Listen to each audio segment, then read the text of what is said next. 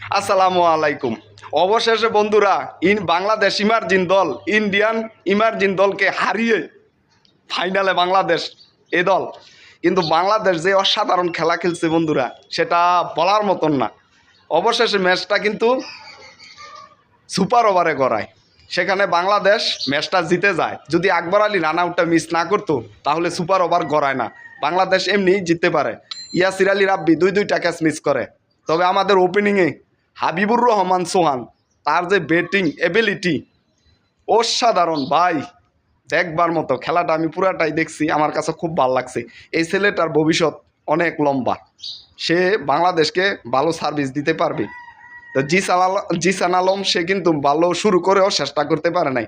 অবশেষে হাবিবুর রহমান সোহান 60-62 রানের মতো করতে সক্ষম হয়।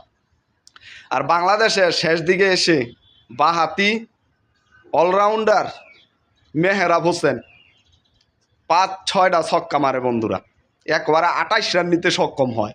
এই খেলোয়াড়টা এত ভালো খেলছে, তার খেলা দেখে আমি কি গো এত খুশি হয়েছি বলার মতো না। প্রথম তো মনে হচ্ছে বাংলাদেশের রানটা হবে বুঝি 150ও যাবে না, সেই জায়গার ভিতরে 194 রান করতে হয় সক্ষম হয় বাংলাদেশ। কি অসাধারণ ব্যাটিংটাই না করছে বন্ধুরা। আর বলারদের মধ্যে রিপন মণ্ডল, যার কথা না বললে নয়, সে কিন্তু জাতীয় দলের আশেপাশেই আছে। কি খেলাটা না দেখাইলো রিপন মণ্ডল, তার এত ভালো বোলিং। ও আর আমাদের টেপ টেনিস খ্যাত সাকলাইন এত সুন্দর বল করছে ভাই, অসাধারণ।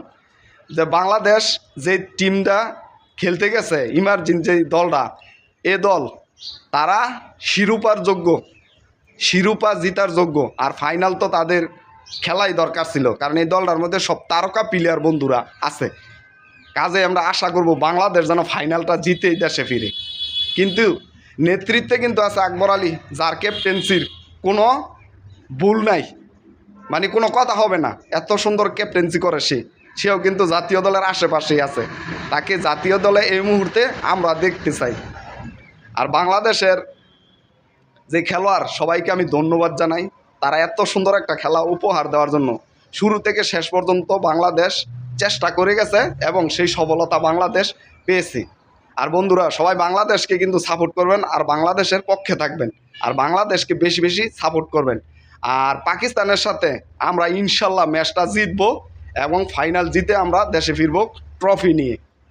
আর বাংলাদেশ দলকে অভিনন্দন জানাই, আর আকবর আলীকেও জানাই অভিনন্দন। কিন্তু হাবিবুর রহমান সোহান যেই খেলা খেলতেছে ভাই, যদি আয়ারল্যান্ডের সাথে তাকে একটা সুযোগ দেওয়া হয় তা আমার মনে হয় মন্দ হবে না।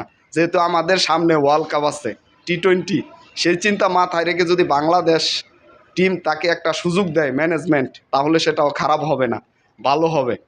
তো বাংলাদেশের যে খেলা দেখে আপনারা সবাই কমেন্ট করে জানিয়ে যাবেন যে হাবিবুর রহমান সোহান এবং রিপন মণ্ডল এবং আকবর আলীকে যেন বাংলাদেশ T20 স্কোয়াডে তাদেরকে রাখা হয়। ধন্যবাদ, সবাই ভালো থাকবেন।